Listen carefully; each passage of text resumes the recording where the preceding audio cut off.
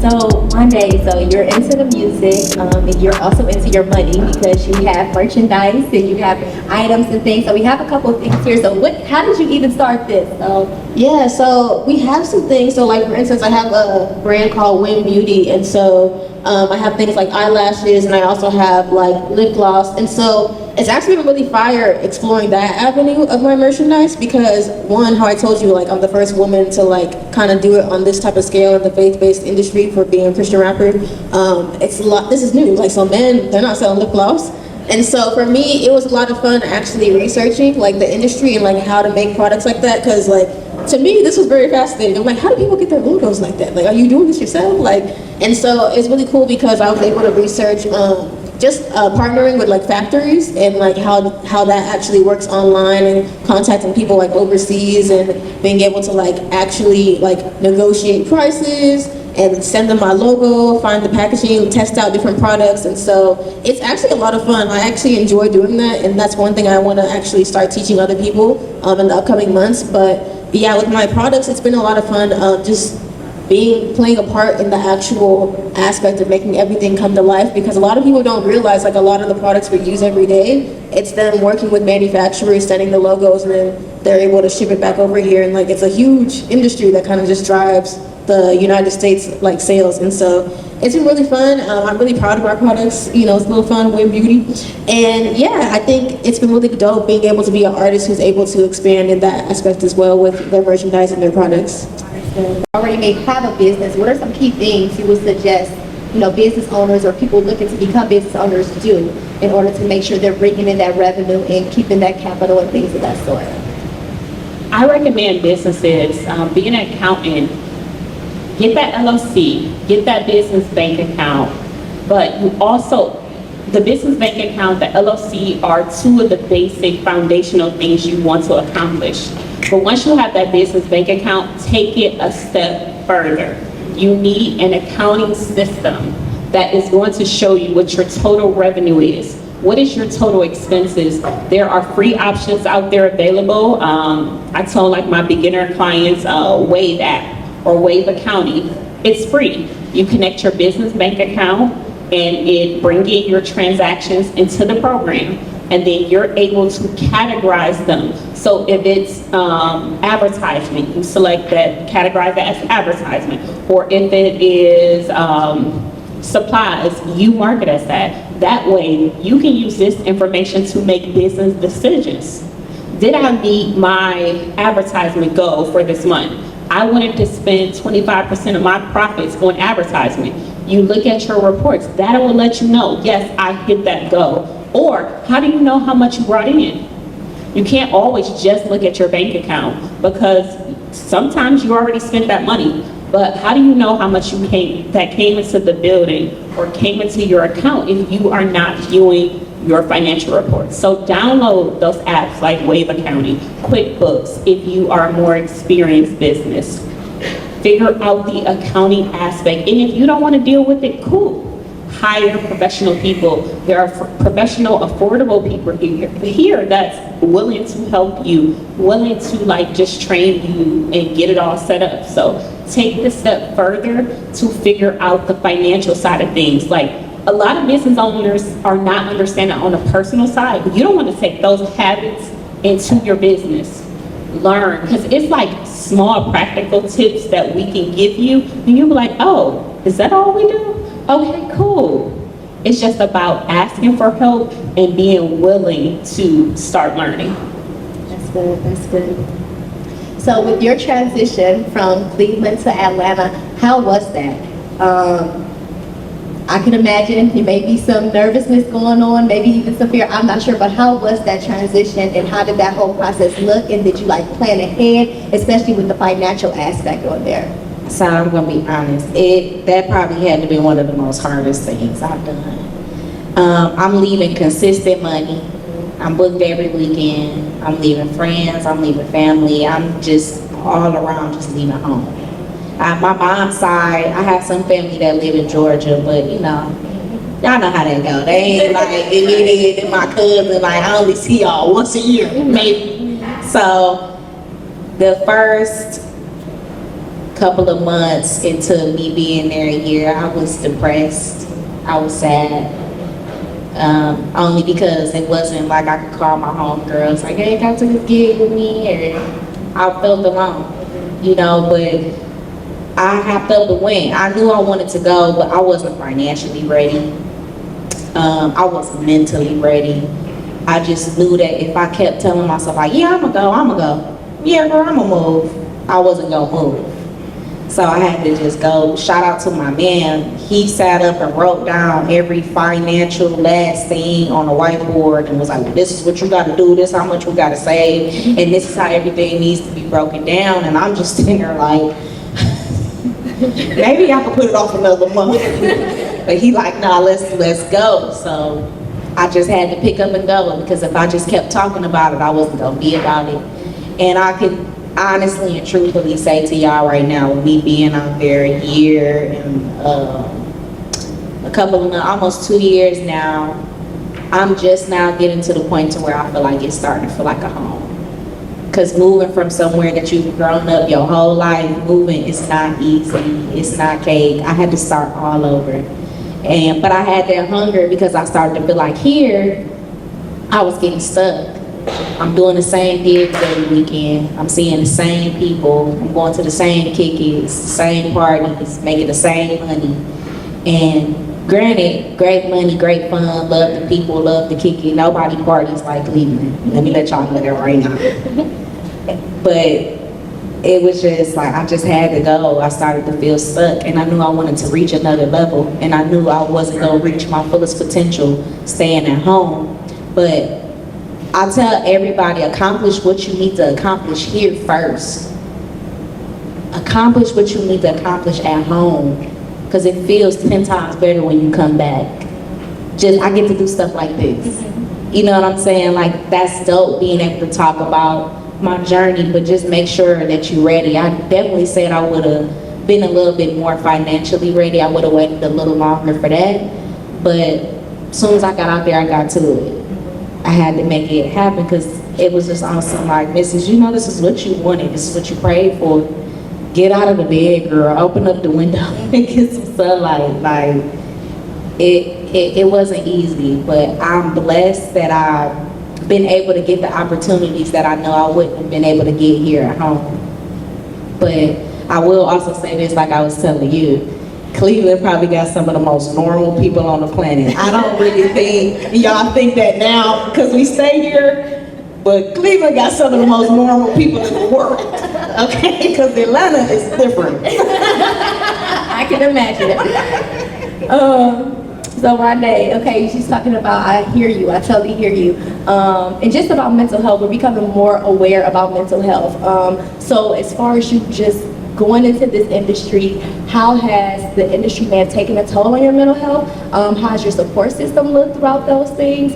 And how have you just been able to conquer and push through and like just stand on your faith? Yeah, so as she was telling her story, I was like, wow, I can relate to that, like, throwback. And so I would definitely say I relate in terms of the aspect of when I first moved to Atlanta, I was by myself as well. Like, I literally had just got out of college, fresh to the situation, but ironically, before I was a rapper, I used to work for the label that I ended up getting signed to.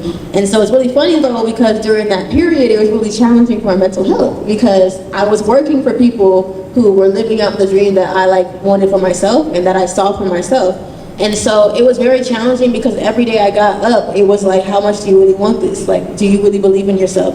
And that was definitely a season where I really had to believe in myself. And so I would say certain things that pushed me through and kept me through were, one, music. So I made sure I listened to music that like will remind me of my goals. There was an album I listened to with some Big Sean. It's called I Decided.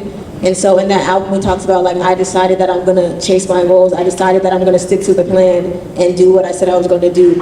And also praying, also my man as well. So shout out to my husband, Darius. So during that time, I would be crying on the phone every day and be like, I can't believe it. Like, cause I remember one time my label, we had an assignment. It was so funny. They wanted to sign a woman. They're like, yeah, we need to sign a woman. Like, can you help us? Cause I worked in the A&R department.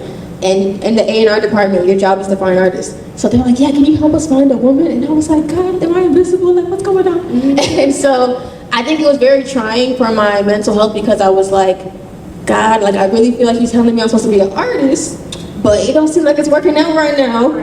But I think I just really had to push through, and I really surrounded myself with things that will remind me of who God says I am, and remind me of the plan I have for myself. Even at my desk, I had a cup that said like the future is female, and I'm like, yep, I'm about to be in the building.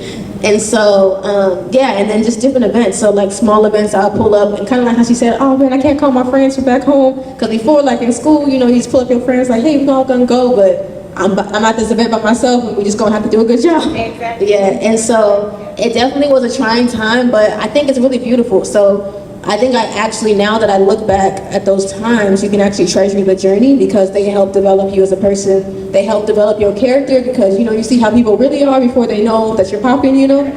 And yeah, it's just a beautiful journey, because once you finally do make it, you can look back and really just be like, wow, like God, I'm so thankful to like have this opportunity to see the other side. And so I definitely pray for all of y'all that y'all see the other side of the testimony and be able to actually make it to the fruition of your dream. But it's a beautiful thing. So, DJ Mrs., what's next? What you got going on?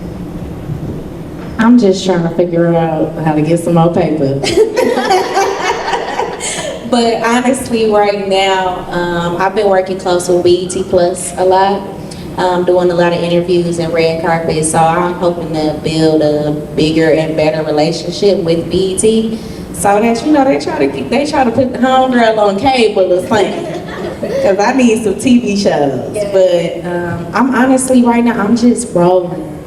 I'm very grateful, and I'm just so happy with how life is going. I'm finally to the point to where, like, let me just sit back and breathe. And that's what I just want y'all sometime when y'all at home, just be like, sit back and breathe, bitch. Just sit back and love on yourself for the little things. And that's just what I'm trying to do. I'm one of those people that is extremely hard on myself. I could have rocked the club the whole night, but I'll find something and be like, I could have did better. I do an interview with BET Plus with the lead character of Zatima. As soon as I left there, I immediately was like, oh, I wish I knew how to do my makeup. Oh my gosh, she wore a light color. I'm in here and doing brown. Like, I just wish I would have did something better. And I look at the interview and I was like, we both look beautiful. It just came out great. All the comments and stuff was just nothing but love. And we gotta learn how to love on ourselves for our small things that we do. We gotta champion ourselves more, and that's really what I'm trying to push myself to do, and not just be so hard. We got everybody in the world bashing us. Everybody in the world talking down on the black woman, what we got going on a black man too. And we gotta learn how to champion ourselves just by, oh, I woke up today and I took my scarf off. I didn't walk around in my bonnet all day. Like, I got up at 8. Hey, it's just little things like that. We just gotta start championing ourselves for more. And I feel like blessings will start pouring in more once God realizes, like, okay, my baby chilling. Now she ready. She ready for them blessings. So right now, I'm just sitting back and just letting all my blessings pour through, because I know I worked hard for them. And I feel like it's about my time to just chill for a second until a new idea pop up in my head, and I'm gonna try to execute it. But for right now, these interviews coming my way, opportunities coming my way, I'm gonna continuously take them. And everything, I don't do everything for money. Y'all think BET give me some money? Nah, I'm gonna pull up and do it. Just because it's a great look, and it's just something that I can say that I can, when I have kids, I can tell them what I did. It's just, I'm just trying to sit back and just let God reign on me. I love it. And can we talk, and then this is the thing, I'm gonna come back over to you, but I just do want to highlight that two things. One, you said you're not doing everything for money, and how important it is to utilize opportunities that come your way when it's not even a paid deal kind of thing, and how that can be so beneficial. So can you just touch on that a little bit? And I would just love to say, I just want to shout you out, because I'm going to get at the end, that when I called her, she doesn't know me from a can of paint at this time, and she's like, I'll be there, it sounds dope. Like, girl, you don't need no money, just, okay, yeah, whatever you want to do, it's cool, I just want to get there, I'm going to be there. And I'm just like, thank you, you know what I'm saying? So I really appreciate you, and I respect you so much. But can you just touch on that a little bit more, how that is beneficial, so people who are seeking to get into the industry, they can understand that piece? For sure, especially when I moved. I knew I wanted to get my name out there, and I just had to go back to college times. Like, I was doing gigs and stuff for $40 or $50 just to get my name out there, and I'm in college, so my mama only giving me $100 a month. Make it work. So I'm just taking what I can, but especially going to Atlanta and seeing all these different opportunities, it's not gonna always be a bag behind it, and that's okay. Because you're building something, you're building your resume. So when these people go to my Instagram and they seen I've worked with BET, or I'm on a syndicated show, or I've interviewed this person or that person, or I've DJed certain places, they gonna come with a bigger bag. Because they see what I've accomplished, they seen what's on my resume, so they know they gotta come correct. They don't know that I can tell you, I charged BET $10,000. Who was you to tell me they didn't? But that's mine. I'm gonna take that opportunity. But you also have to realize what opportunities are worth it.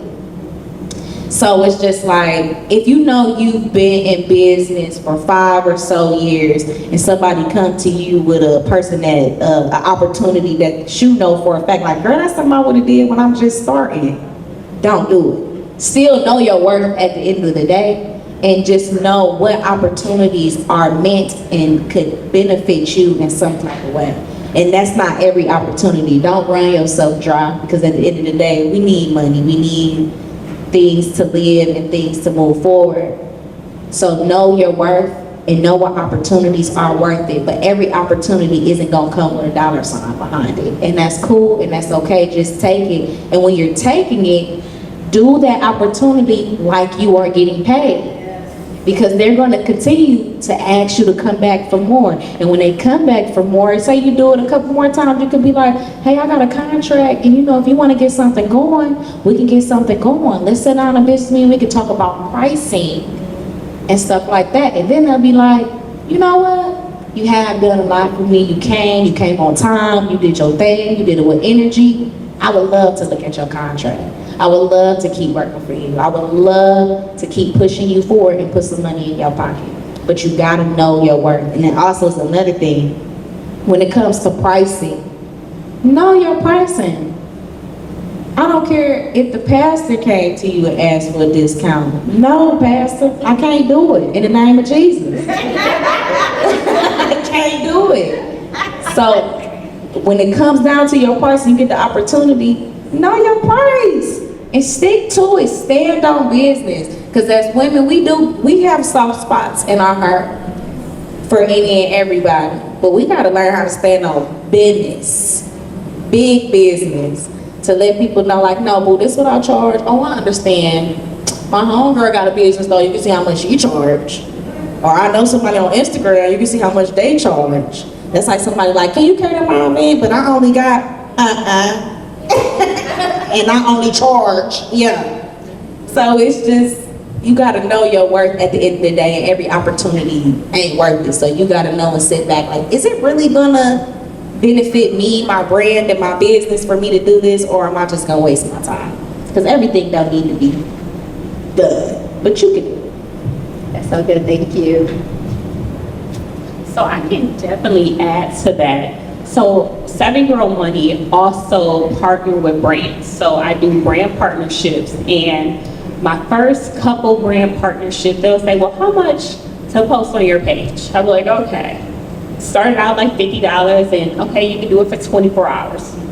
And then it just worked its way up gently. So don't be afraid to start small, get your experience, get that reviews from those people for how they did to show this next person. Like, every situation, you don't have to justify your price, but if someone tries you, you can say, here's the facts, here's the evidence, here's the review of how working with me, this is the outcome. And so I was working with like smaller brands, and last year I was approached by this company called Create and Cultivate. They just, I mean, just a white brand, but they started on social media though, just started about like the women empowerment era, and it was like, oh, for an hour, can you speak? I'm like, yeah, cool. It was like, it's just gonna be an hour, we're gonna send you our rates, and then you could just let us know your thoughts. And I'm like, okay, cool, I'll let them go first. Thank God they went first. They was like, to speak, $1,000. I'm like, okay, cool. And all I had to do is, and it was virtual, virtually go on camera, talk about budgeting, personal budgeting. And then it was like, you know what? I saw on your website you had digital budgeting planners. What about if for the first 5,000 people that go to your website from our event, if we can buy your digital website? How much? He was like, you know what, let me just think about it and I'm sending it to you. Okay, I'm like, well, this is working. You shut it first. You know what, don't stop, just keep going with it. He was like, okay, so $15 for each download. And I said, you said for 5,000 people? He was like, yeah, is that okay? I'm like, yes. So I don't have to print out anything. I just need to send him a PDF. He was like, yeah. You okay with that? I'm like, yes. Like, but it all started from these little engagements. You build it up. It started from $50 ones and $100 ones. To now, a brand will say they want to pay me $500 to make a 1-minute TikTok video, or not TikTok because I ain't TikToking, but a 1-minute reel. It's like, okay, yes, I can. So don't be afraid to start from the ground and work your way up. This is your experience at that ground level. This is you building your resume. Thank you so much for that. Okay, Wande, what's going on with you? What's next? What can people expect to see from you? What you got going on, tour, anything like that? Yeah, so this is definitely a music season for me, so expect new music. I'm pretty much dropping every month, so expect new music. We've been revamping our show, so if we're ever in your city again, pull up to one of our shows. I think we try to come to Ohio occasionally. I've been to Ohio a couple times, so pull up to one of our shows. But I would say definitely music is what's on the lookout. So if you just search Wande on Spotify or Apple Music, you can find my music. I just dropped a song called You. It's very almost kind of like in my pop bag. It's a little pop, little rap, little pop, and so it's like a bright sounding song. So, but yeah, that's kind of like what I've been up to for this next season. Okay, that's what's up. All right, so I'm Hello. Okay. What do you got coming up? Yeah. Because we not the only boss babes up here. This woman got a restaurant, a content creator space. What you got coming up? Sleep. Sleep coming up. That's what I'm waiting for. Sleep. I don't know. I just love to provide more opportunities for women like us, even the audience, to come together, to connect, to share resources. I really want to be able to get y'all back into the studio, maybe throw some stuff together in here, bring in some more dope people, and really expand the vision for real, and try to collaborate in partnership with as many like-minded women as possible for the year 2023. All right, guys, so we're going to transition with a little music. We're going to have Tina Sweet Tooth bring out her banana pudding that is fire. And then Wande, you going to do a little performance for us? Yeah, you want to do a song for y'all? Yeah. Okay.